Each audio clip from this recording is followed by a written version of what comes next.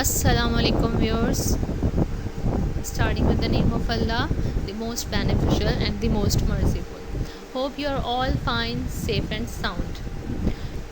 Today the reason to make a video is I want to share something with you regarding online classes. Here are some tips which I want to share with you regarding online classes.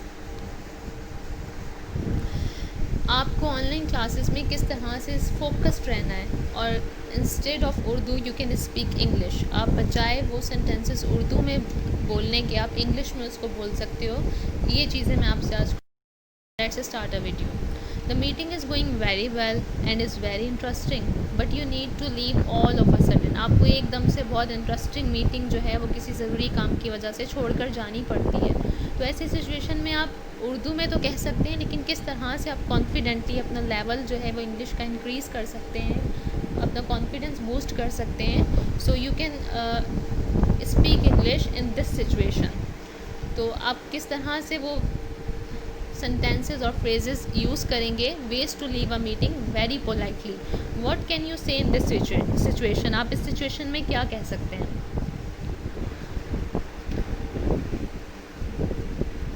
Here are some important tips for you. I have to leave now for another appointment. I am sorry. आप excuse करके और another appointment के बारे में बता के you can easily leave a online class or online meeting. जैसे due to pandemic we have facing a lot of difficulties. So in this situation our universities and our offices are conducting online meetings and online classes. So if something is very urgent and we have to leave the meeting or we have to leave the online class, so this is the best way you can excuse and leave the class or meeting. And the second one is, excuse me, something important has just come up and I have to leave. I will be in touch very soon.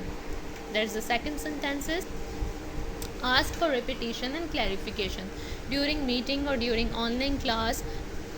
बहुत सारा ये आजकल मसला चल रहा है कि मतलब नेटवर्क का इशू होता है और कोई भी ऐसा प्रॉब्लम हो जाता है जिसकी वजह से आप उसको सुन नहीं पाते. और हम अक्सर ऐसा करते हैं कि हम उसको क्लैरिफिकेशन करने का भी नहीं कहते और उसको रिपीटेशन का भी नहीं करते और डिस्कशन को कंटिन्यू रहने देते हैं विदाउट अंडरस्टैंडिंग. सो इस तरह से करना आपको आगे जाके जो है वो नुकसान देता है. जब आपके एग्ज़ाम्स आएंगे या आपको जब वो काम करना पड़ेगा तो आपको पता ही नहीं होगा एक्चुअल में आपको करना क्या है. So it's very important. Then you ask for repetition and clarification. Keep learning. Ways to ask for clarification. किस तरह से आप क्लैरिफिकेशन के बारे में पूछ सकते हैं इन इंग्लिश. यहाँ पे मेरा मकसद इस वीडियो का ये है कि आप उर्दू बोलने के बजाय you can ask in English. Excuse me, I didn't hear that, could you say it again please. And the other one is, sorry I missed what you just said, could you repeat that again. Missed आप उस सूरत में कह सकते हैं जब आपका network issue ना बताना चाहते हो, तो आप ये भी कह सकते हैं कि आई missed what you just said and could you please repeat that again. और हमेशा पोलाइट वे में और पोलाइट मैनर में आपको जो है वो एक्सक्यूज़ करके आपको अपना मैसेज कन्वे करना है for that person. Now another one is how to ask for clarification. I am sorry, could you से और एक्सप्लेन दैट अगेन. आप से भी कह सकते हैं और अगेन एक्सप्लेन भी कह सकते हैं. Excuse me, could you tell me what that means. बाज़ औक़ात ऐसा होता है कि हमें सुनने में तो वो ठीक बिल्कुल चीज़ सुनाई तो सही देती है. जैसे यहाँ पे पीछे कहा था कि बाकी पिछले सेंटेंसेस में था कि आप लोगों को वो चीज़ जो है वो सुनने में नहीं आई या नेटवर्क प्रॉब्लम की वजह से या कुछ भी ऐसा इशू हुआ जो आप सही से सुन नहीं पाए. लेकिन कभी ऐसा होता है कि आप सुन पाते हो लेकिन आप उसका मतलब नहीं समझ पाते. तो ये भी लाजमी है कि आपको you have to ask for clarification.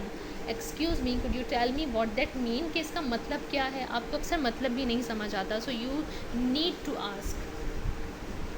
I think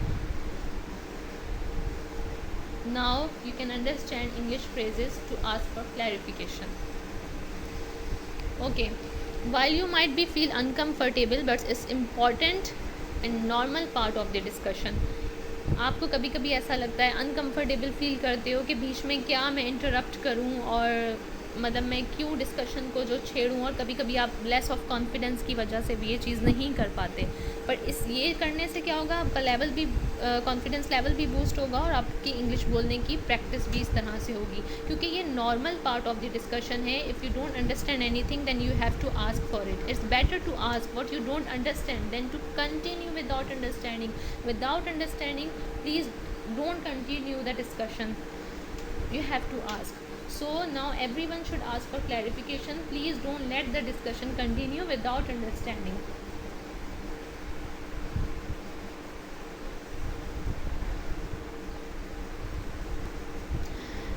जब आपको बात समझ में आ गई तो फिर आप उसको आगे से किस तरह से रिस्पॉन्स करोगे। Here are some phrases for you. Thanks, now I get it.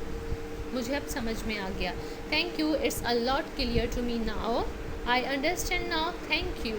I see, मुझे अब समझ आ गया। That's interesting, ये भी एक अच्छा वे है किसी को रिप्लाई करने का। That's great.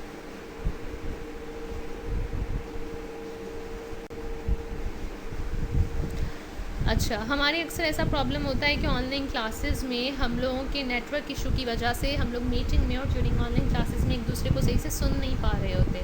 सो उस टाइम पे भी आप अपनी इस उर्दू में बोलने के बजाय आप इंग्लिश में ये वर्ड्स यूज़ कर सकते हो। कैन यू स्टिल हियर अस, अगर आप टीचर्स से कह रहे हो, या तो अगर यहाँ खुद अपना मैसेज देना चाह रहे हो तो आप मी यूज़ करोगे। अगर आप टीचर से आस्क कर रहे हो, अगर नेटवर्क प्रॉब्लम टीचर का है और ड्यूरिंग क्लास आप स्टूडेंट्स पूछना चाह रहे हो तो आप यूज़ कर सकते हो कैन यू स्टिल हियर अस। और अगर आप अकेले बंदे की बात हो रही है तो can you still hear me. ठीक है। Are we still connected, sometime ऐसा होता है दोनों के नेटवर्क में प्रॉब्लम हो रहा होता है, तो आप जस्ट कंफर्म करने के लिए ये पूछना चाहते हो कि आर वी स्टिल कनेक्टेड। अगर वहाँ से रिस्पॉन्स आएगा तो it means you were connected. Is there a problem with your connection. तो अगर वहाँ से दूसरे बंदे जिससे आप कनेक्टेड हैं उस वहाँ से बार बार कॉल कट रही है या कोई भी ऐसी नॉइस आ रही है तो आप उससे इंग्लिश में इस तरह से पूछ सकते हो, is there a problem with your connection. और अगर आपसे किसी ने ये पूछा है उर्दू में तो आप उसको जवाब दे सकते हो अगर आपकी तरफ से कनेक्शन का कोई प्रॉब्लम नहीं है कि नॉट एट ऑल। ओके। अगर आपकी ऑनलाइन वीडियो कॉन्फ्रेंस चल रही है तो आप रिस्पॉन्स में ये बोल सकते हो आई कांट सी यू। अगर आप सुन नहीं पा रहे तो आप यूज़ कर सकते हो आई कांट हियर यू। और अगर आप पूछना चाहते हो दूसरे से कि कैन यू हियर मी तो you can use this sentences और phrases in your conversation during online classes और ऑनलाइन मीटिंग।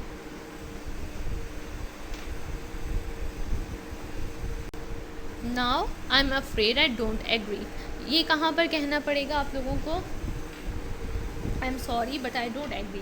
ड्यूरिंग मीटिंग और ड्यूरिंग ऑनलाइन क्लास हर बंदा अपने व्यूज़ दे रहा होता है, तो अगर आप किसी से एग्री नहीं करते, आपकी कोई और राय होती है, आपका कुछ और परसेप्शन होती है, तो you can say but in a polite and respectful manner.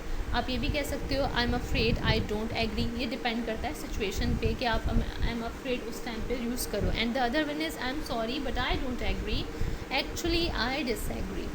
Veg to tell others you think differently. आप डिफरेंट तरीके से सोचते हो, ये भी आप बताना चाह सकते हो। तो you can tell actually I have a different idea. मैं आपसे डिसएग्री तो कर रहा हूँ लेकिन I have a different idea, मेरे पास डिफरेंट आइडिया, क्योंकि हर बंदे की सोच अलग होती है और वो डिफरेंट तरीके से सोचता है। Okay.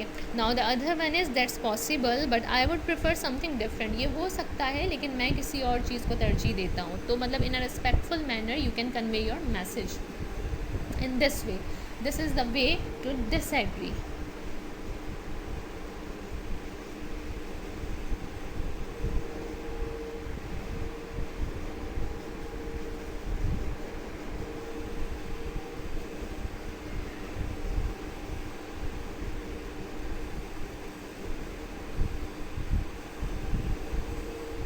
Okay. Sorry to interrupt but I would like to say something here. Like कोई भी बंदा बात कर रहा है, कोई भी इंसान प्रेजेंटेशन दे रहा है, कोई भी पर्सन जो है वो उस वक्त ऑनलाइन मीटिंग में बात कर रहा है या वो अपनी प्रेजेंटेशन दे रहा है या कुछ भी समझाना चाह रहा है, तो आपको उसको इंटरप्ट करना है in a polite, again I am repeating, in a polite and respectful way. तो आप किस तरह से उसको रोकेंगे या उस टाइम पे जो आपने अपनी बात कन्वे करनी है वो किस तरह से करेंगे? Sorry to interrupt, but I would like to say something here. मैं यहाँ पे कुछ कहना चाहता हूँ, बजाय इसके कि पूरी मीटिंग ख़त्म हो जाए और आप उसके बाद उसके बोले वहाँ पे आपने वो जो बात बोली थी मैं वो नहीं। आप जहाँ पर जो बात आ रही है वहाँ पर फ़ौरन से आप उसको बोलो sorry to interrupt but I would like to say something here, but मैं यहाँ पे कुछ कहना चाहता हूँ, मैं आपसे माजरत करता हूँ दखल अंदाजी करने की। Excuse me, can I say something here, it's another way to convey, can you give me your thoughts on this.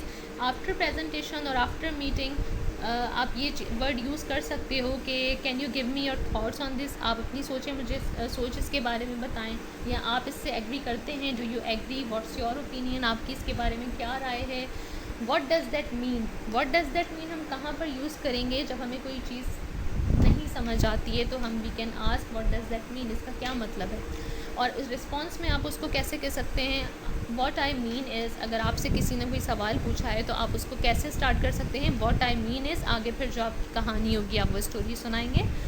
और या फिर एक और वर्ड है जो ब्रैकेट में मैंने लिखा है, एज़ आई वॉज सेइंग, मैं ये कह रहा था। अगर आपसे किसी ने पूछा है तो आप उसको ये कह सकते हैं कि एज़ आई वॉज सेइंग, मैं ये कह रहा था।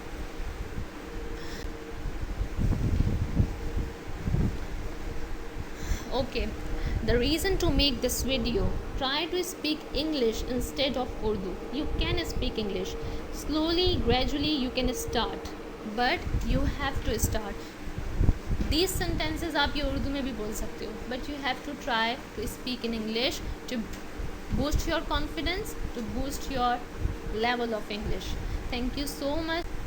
If you like my video, then hit the like button, and if you want to see more videos, then subscribe my channel. Till then, take care. Allah